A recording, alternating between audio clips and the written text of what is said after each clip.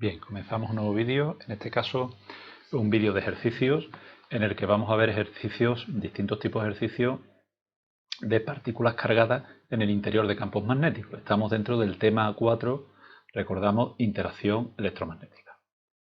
En esta primera diapositiva pues vemos las distintas fórmulas que vamos a utilizar, ley de Lorentz, la ley de Lorentz generalizada cuando corresponda, la expresión de cálculo de la velocidad de una partícula que es acelerada mediante una diferencia potencial, ¿de acuerdo? Y también la expresión de cálculo del radio de giro de una partícula bajo la acción de una fuerza magnética. Son expresiones que vamos a utilizar en la resolución de los ejercicios y que, bueno, aquí tenéis explicadas las características de las magnitudes que aparecen en cada una de ellas, ¿de acuerdo? Bueno, pues comenzamos con el primer ejercicio, que es de selectividad del 2004, y es un ejercicio eminentemente teórico. Tenemos un electrón, un protón y un neutrón y un núcleo de helio que se mueven en la misma dirección y con la misma velocidad, los cuatro, en una zona donde existe un campo magnético. Yo he representado el campo magnético perpendicular a la diapositiva, ¿de acuerdo? Es decir, entra en el interior de la diapositiva, por eso está representado con una cruz. Si hubiésemos representado con un punto, el campo magnético saldría del plano de la diapositiva, ¿de acuerdo?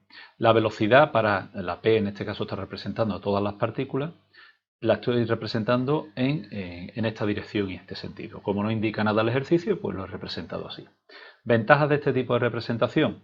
Pues que la fuerza que actúe va a salir en esta dirección, es decir, en el plano de la diapositiva perpendicularmente a la velocidad, con lo cual es más fácil de representar, ¿de acuerdo?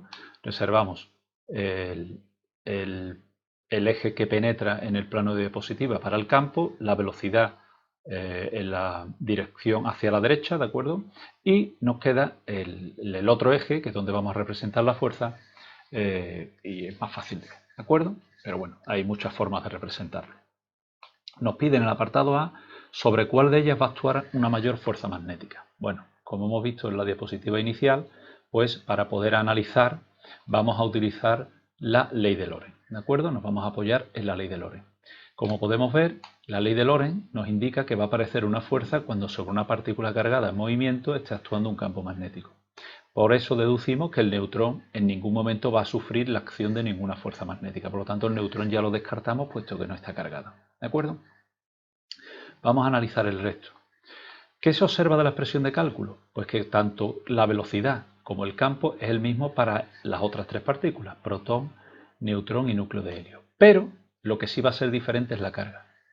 Entonces, aquella de las tres que tenga un mayor valor de carga, en valor absoluto, puesto que el signo simplemente me va a indicar el sentido de actuación de la fuerza, pues será la que mayor fuerza magnética vaya a sufrir. En este caso, como aquí está indicado, el núcleo de helio tiene el equivalente a dos cargas positivas frente al protón y al electrón, que tienen el equivalente en valor absoluto a una carga. Por lo tanto, de las cuatro partículas, en concreto de las tres que hemos analizado, será el núcleo de helio el que sufra una mayor acción de una fuerza magnética. ¿De acuerdo?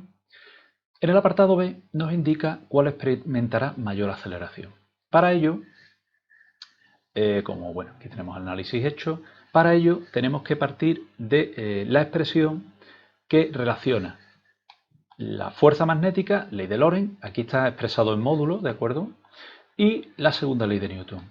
Recordemos, sumatorio de fuerza igual a masa por aceleración, entonces la aceleración que va a sufrir la partícula cargada va a depender de la carga, del valor absoluto de la carga, del módulo de la velocidad, del módulo del campo y de su masa. ¿De acuerdo? Aquí tenemos la expresión. Como la velocidad y el campo son iguales, tendremos que ver la carga y la masa para cada una de esas partículas y así poder ver cuál de ellas tiene una mayor aceleración. Bien, si analizamos, en primer caso vamos a comparar las dos partículas que tienen la misma carga, el electrón y el protón.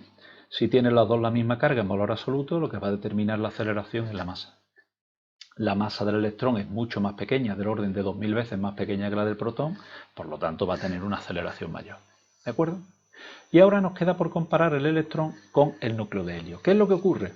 Que aunque el núcleo de helio tenga el doble de carga que el electrón, es decir, el numerador, digamos, sería mayor, el doble de la aceleración tendría en función de la carga, el núcleo de helio tiene una masa del orden de unas 8000 veces más grande, o el electrón 8000 veces más pequeña, que la masa del electrón. ¿De acuerdo? El electrón 8000 veces más pequeña que la del núcleo de helio o 8000 veces más grande el núcleo de helio que la del electrón. Por lo tanto, aunque sea el doble, ¿de acuerdo?, de carga mayor el núcleo de helio, como es 8000 veces, tiene 8000 veces más masa, la aceleración va a ser mucho mayor, evidentemente, en el caso del electrón. Por lo tanto, podemos concluir que de todas las partículas, ya descartando evidentemente el neutrón, tendrá mayor aceleración el electrón. ¿De acuerdo? Bien. Pasamos a un segundo ejercicio, también de selectividad, y nos pide que razonemos cómo podríamos averiguar, con ayuda de una carga, si en una región del espacio existe un campo eléctrico o un campo magnético. Bien, el análisis es muy fácil porque nosotros nos vamos a apoyar en las dos expresiones. Una, la de la fuerza eléctrica, que ya conocemos, fuerza eléctrica igual a carga por campo, y la proveniente de la ley de Lorentz, ¿de acuerdo?, que acabamos de ver en el ejercicio. ¿Qué podemos deducir de aquí? Pues muy sencillo. Siempre va a aparecer una fuerza eléctrica cuando exista un campo eléctrico. Si yo tenga una partícula cargada en reposo o en movimiento, siempre va a aparecer una fuerza eléctrica si está en el seno de un campo eléctrico. Mientras que aparecerá una fuerza magnética si esa partícula está en movimiento, ¿de acuerdo?, y en determinadas circunstancias, ¿de acuerdo? Porque si la velocidad y el campo tienen la misma dirección, ¿de acuerdo?, el producto vectorial sería cero. Pero lo fundamental es que para empezar tiene que estar en movimiento. Por lo tanto, ¿cómo podemos saber si tenemos un campo eléctrico? Pues dejamos la partícula cargada en reposo en el seno de esa región del espacio donde pensamos que hay un campo eléctrico, y si se mueve, quiere decir que hay un campo eléctrico. Porque recordemos que para que exista un campo magnético debe de estar en movimiento la partícula. Ahora bien, si la partícula está cargada y queremos saber si en esa región hay un campo magnético, lo que hacemos es lanzar esa partícula, ¿de acuerdo?, y en diversas direcciones. Si vemos que esa partícula se ve sometida a la acción de un campo magnético, de una fuerza, cambia su dirección y empieza a describir un movimiento circular, entonces estamos ante la actuación de una fuerza magnética. ¿De acuerdo? Pero para distinguir claramente si estamos ante un campo eléctrico o un campo magnético, partícula en reposo, si la partícula se mueve, como vemos a partir de la expresión, es que está bajo la acción de un campo eléctrico. ¿De acuerdo? Si la lanzamos en movimiento, tendríamos que ver qué tipo de movimiento empieza a describir a partir de ahí. Si en el caso de una fuerza se fuese fuerza magnética, se describiría movimiento circular. ¿De acuerdo? Bien. Pasamos al apartado B. Nos dice ahora que tenemos un haz de protones que atraviesa una zona del espacio en el que coexisten un campo eléctrico y uno magnético. Y nos pide qué condiciones han de cumplir esos campos para que atraviese sin desviarse. Bueno, la primera parte es evidente. Para que una partícula, ya sea cargada o no varíe su estado de movimiento, ha de cumplir la primera ley de Newton. Sumatorio de fuerza igual a cero. Es decir, la fuerza eléctrica y la fuerza magnética sumadas tienen que ser igual a cero. Y para ello han de cumplir que tengan la misma dirección, el mismo módulo, pero distinto sentido. Aquí está representado. ¿Lo veis? Yo he puesto la partícula, el protón o el haz de protones que está atravesando en la dirección del sentido positivo del eje X, pues si pongo la fuerza eléctrica hacia arriba, la fuerza magnética tiene que ir hacia abajo, forzosamente. Las dos tienen que estar en la misma dirección, tener distintos sentidos y tener el mismo módulo. Si no, esta partícula, en este caso este haz de protones, mejor dicho, no mantendría su estado de movimiento. Yo he puesto arbitrariamente que la fuerza eléctrica vaya en esta dirección, en este sentido. Como la partícula sobre la que actúa es positiva, quiere decir, a partir de esta expresión, que tanto la fuerza eléctrica como el campo tienen que tener la misma dirección y el mismo sentido. Por eso el campo eléctrico lo he pintado hacia acá. ¿De acuerdo? Teniendo en cuenta que la fuerza magnética tiene que ir en esta dirección, en este sentido, y que la velocidad va en esta dirección, en este sentido, si aplicamos ahora la ley de Lorentz, ¿de acuerdo?, que está actuando sobre una partícula de carga positiva, lo que hacemos aquí es probar. Yo sé que el campo va a estar o en este sentido o en sentido contrario, es decir, en el eje Z, sentido positivo, sentido negativo, aplicamos la regla de la mano derecha, realmente estamos aplicando un producto vectorial, y después, como la carga es positiva, el sentido se mantendría. ¿De acuerdo? Probando, compruebo que el sentido que debe de tener el campo magnético es el positivo puesto que la dirección del eje Z ya quedaba prefijada, puesto que la velocidad va en la dirección del eje X, la fuerza magnética en la dirección del eje Y, el campo magnético debería ir en la dirección del eje Z, puesto que es un producto vectorial y debe ser perpendicular. Una vez que hemos fijado la dirección y sentido de ambos campos, ya hemos obtenido esa relación. Pero ahora no basta con que los campos sean perpendiculares, uno en la dirección del eje Z sentido positivo, otro en la dirección del eje Y sentido positivo, sino que además han de cumplir que sus módulos sean iguales. Perdón, que sus módulos sean iguales. Tenemos que ver ahora qué condición han de cumplir sus módulos. Perdón, los módulos son iguales los de la fuerza, ¿vale? Entonces, como tienen que ser iguales los módulos de la fuerza, sustituimos el valor del módulo de la fuerza magnética, aquí lo tenemos, el módulo de la fuerza eléctrica, aquí lo tenemos, se va la carga y obtenemos la relación, ¿de acuerdo?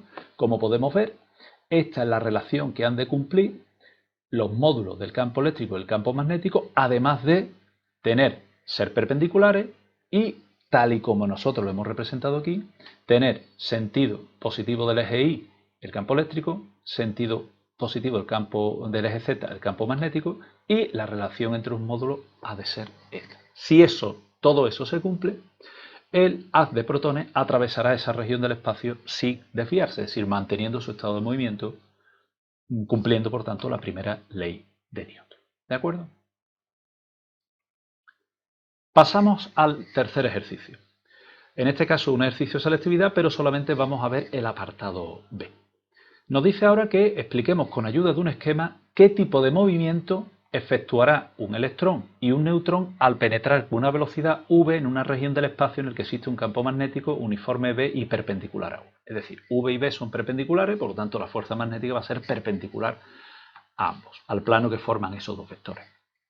Lo primero que diremos es que nos vamos a apoyar en la ley de Lorentz, ¿de acuerdo? Pero que evidentemente al neutrón le da exactamente igual al atravesar esa región del espacio. Fijaros, he representado el campo magnético perpendicular al plano, por lo tanto en el sentido negativo del eje Z, puesto que al representarlo con unas aspas está penetrando, ¿de acuerdo? Y la velocidad la estoy representando en el sentido positivo del eje X. El neutrón al pasar no va a sufrir la acción de ningún campo magnético, por lo tanto mantendrá su estado de movimiento. Es el electrón el que vamos a analizar. ¿Qué le va a ocurrir al electrón? Pues que el electrón va a sufrir la acción del campo magnético y para conocer la dirección y sentido aplicamos la ley de Lorentz que tenemos aquí. ¿De acuerdo? Recordad, aplicamos la ley de Lorentz, la regla de la mano derecha para el producto vectorial, y de ahí, al multiplicar por la carga que es negativa, el sentido habría que cambiarlo. ¿De acuerdo? Por lo tanto, la fuerza magnética que va a actuar sobre el electrón va a tener dirección, por tanto, perpendicular al campo, ¿de acuerdo? Y a la velocidad, si va a tener dirección del eje Y, sentido negativo, ¿de acuerdo? Y, por tanto, tendrá, como está en el esquema, representado esta dirección y este sentido, ¿de acuerdo? Bien, una vez que hemos determinado qué dirección y sentido, ahora nos pide el ejercicio qué tipo de movimiento describirá. Bueno, pues esa fuerza magnética, la partícula, en este caso el electrón, va a describir un movimiento circular uniforme, como se indica en la figura, es decir, en el sentido, en este caso, horario, y la velocidad de giro va a permanecer constante, ¿de acuerdo? Por lo tanto, siempre que actúe un campo magnético sobre una partícula cargada en movimiento, va a aparecer una fuerza magnética perpendicular a ambos, ¿de acuerdo? El sentido de la fuerza va a venir determinado por la carga, es decir, va a ser perpendicular, aplicamos la regla de la mano derecha, según la ley de Lorentz, ¿de acuerdo? Y al ser una carga negativa, el sentido será el contrario, ¿de acuerdo? Eso es lo que hemos aplicado aquí, la fuerza magnética nos sale, en este caso, para el sistema de referencia que yo he representado aquí, sentido negativo del eje Y, y por tanto el electrón empezará a describir un movimiento circular uniforme. ¿De acuerdo? Bien. Pasamos al ejercicio 4. Este es un problema, propiamente dicho. Tenemos un experimento en el que aceleramos unas partículas alfa. Recordemos que las partículas alfa son núcleos de helio, por lo tanto tienen dos cargas positivas, es decir, el doble de la carga del electrón en positivo. Y eso se acelera mediante una diferencia de potencial, es decir, estamos aplicando un campo eléctrico para acelerar y para que pasan de velocidad cero a tener una determinada velocidad, y una vez que adquieren esa velocidad, que tendremos que calcularla, entran en un campo magnético perpendicular a la dirección del movimiento. Fijaros que no nos está indicando qué dirección y sentido tiene ni la velocidad ni el campo, eso lo vamos a fijar nosotros de forma arbitraria, siempre y cuando sean perpendiculares como nos indica el enunciado. ¿Qué pide en el apartado A? Pues que con ayuda de un esquema representemos la trayectoria de las partículas y calculemos la velocidad. La primera parte la acabamos de hacer, ¿de acuerdo? Entonces, pues recordemos que para la trayectoria, fijaros que he aprovechado la misma representación, aplicamos la ley de Lorentz. De la aplicación de la ley de Lorentz, ahora sí he ido un poquito más deprisa, pues la dirección de la fuerza será perpendicular al campo y a la velocidad, evidentemente, como vemos aquí, y como la partícula en este caso es positiva, pues el mismo sentido que nos dé la aplicación de la regla de mano derecha o bien la regla del tornillo, ¿de acuerdo? O la del sacacorcho, pues tendrá la fuerza magnética, ¿de acuerdo? Y en este caso, pues describirá, como ya vemos, esa fuerza magnética provocará que describa un movimiento circular uniforme, en este caso en el sentido antihorario, ¿de acuerdo? Lo que nos interesa aquí en este apartado A más es calcular la velocidad. ¿Con qué velocidad se está moviendo? Pues fijaros, para el cálculo de la velocidad lo que hacemos es aplicar el principio de conservación de la energía mecánica, puesto que al acelerar esa partícula lo estamos haciendo mediante una diferencia de potencial, es decir, un campo eléctrico. El campo eléctrico es conservativo. Por lo tanto, la variación de energía cinética que se va a producir va a ser igual a menos la variación de energía potencial. Yo siempre trabajo con la carga en valor absoluto. No lo he representado aquí, pero se trabaja con la carga en valor absoluto, ¿de acuerdo? Porque si no, me saldría una velocidad, una raíz negativa. Entonces, esa energía cinética que va a adquirir la partícula como consecuencia de la aplicación del campo va a ser igual a la variación del potencial, en este caso 10 kilovoltios, por la carga sobre la que está actuando. La única diferencia es que si la carga es negativa va a adquirir esa velocidad en un sentido y si es positiva en el sentido contrario. Pero a nosotros lo que nos interesa es la velocidad en módulo. Por lo tanto, yo aquí esta carga estoy trabajando con ella en valor absoluto, aunque en este caso es una carga positiva. ¿De acuerdo? Repito, esta expresión se obtiene de aplicar el principio de conservación de la energía mecánica, despejamos la velocidad y nos sale que se mueve casi a 10 elevado a 6 metros por segundo. Como nos está diciendo que calculemos la velocidad es un vector. Yo creo que con el módulo sería suficiente porque después lo vamos a aplicar en el apartado B. Pero bueno, ya que tenemos aquí representado el esquema con las direcciones de los vectores, ¿de acuerdo? Pues podemos perfectamente expresar vectorialmente esa velocidad y como la velocidad tiene dirección del eje X sentido positivo, pues podemos expresarla perfectamente vectorialmente como está aquí indicado. ¿De acuerdo? Nos vamos al apartado B. En el apartado B nos pide el cálculo del radio de giro. Para ello, lo que vamos a hacer es utilizar la expresión obtenida de igualar la fuerza magnética a la fuerza a la segunda ley de Newton, es decir, sustituir en la segunda ley de Newton la fuerza que va a sufrir, que es la fuerza magnética, por lo que vale.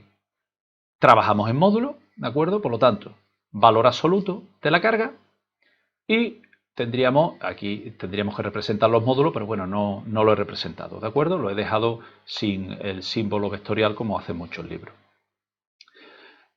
La masa de la partícula por la aceleración que sufre, pero como reescribe un movimiento circular, pues evidentemente será la aceleración centrípeta, que la he representado aquí, como veis, con el módulo de la velocidad al cuadrado partido el radio de giro.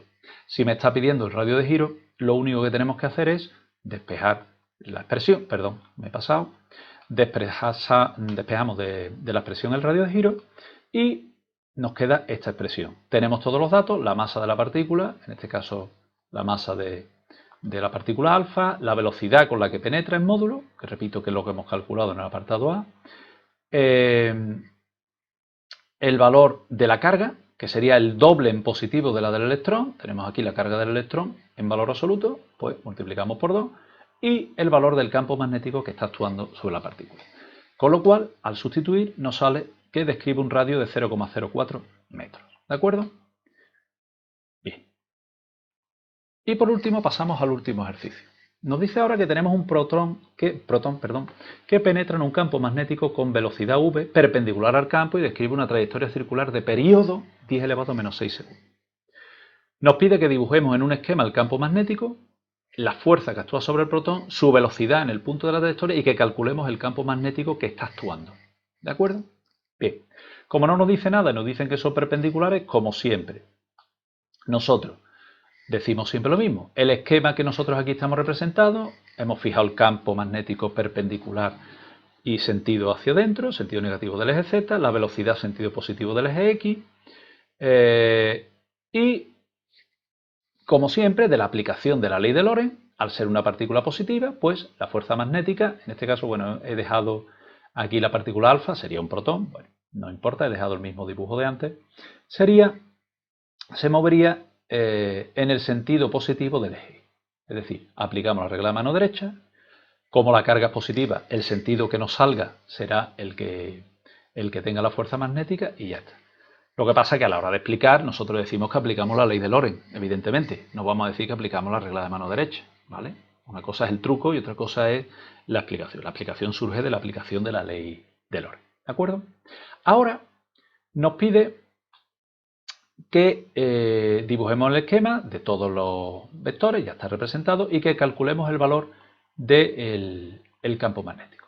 Para calcular el valor del campo magnético, vamos a calcular el radio de giro y a partir del radio de giro el periodo de giro. ¿De acuerdo? Lo vamos a relacionar. Nosotros tenemos el periodo de giro, que es el dato que nos da el problema, porque nosotros para calcular el valor del módulo del campo magnético, puesto que su dirección y sentido ya lo hemos fijado aquí, vamos a aplicar la expresión del radio. Pero claro, nosotros el radio de giro no lo conocemos. De esa expresión conocemos todo menos el radio del campo, por lo tanto nos falta el radio. Entonces nos vamos al dato que nos da el problema. El dato del problema que nos da es el periodo de giro. Recordemos el tiempo que tarda en realizar una oscilación completa, es decir, en dar una vuelta. Recordemos que el periodo de giro es 2pi partido por la velocidad angular.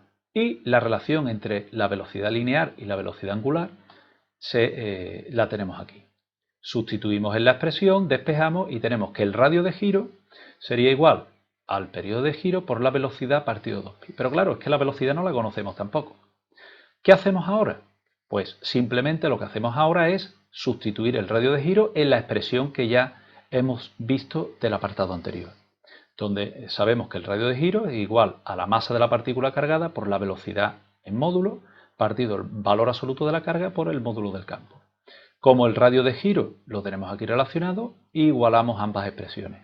Se va la velocidad, como podemos ver, que tampoco la conocíamos, y ya conocemos todas las magnitudes. Conocemos el periodo de giro, conocemos el valor absoluto de la carga, que es la carga de un protón, y tenemos como dato también la masa del protón, que lo tenemos aquí. Por lo tanto, lo único que tenemos que hacer es despejar el campo magnético y tendríamos el valor del campo.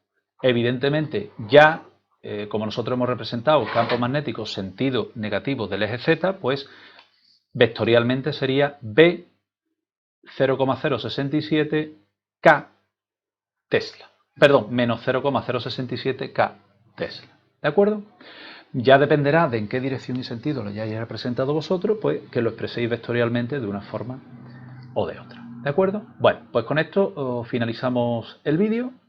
Como podemos ver, hemos visto distintos tipos de ejercicios en el que hay una partícula cargada que se mueve en el interior de un campo magnético y hemos visto las distintas expresiones, fundamentalmente la ley de Lorentz y algunas cuestiones teóricas relacionadas con este tipo de ejercicio. ¿De acuerdo? Bien, pues con esto finalizamos el vídeo.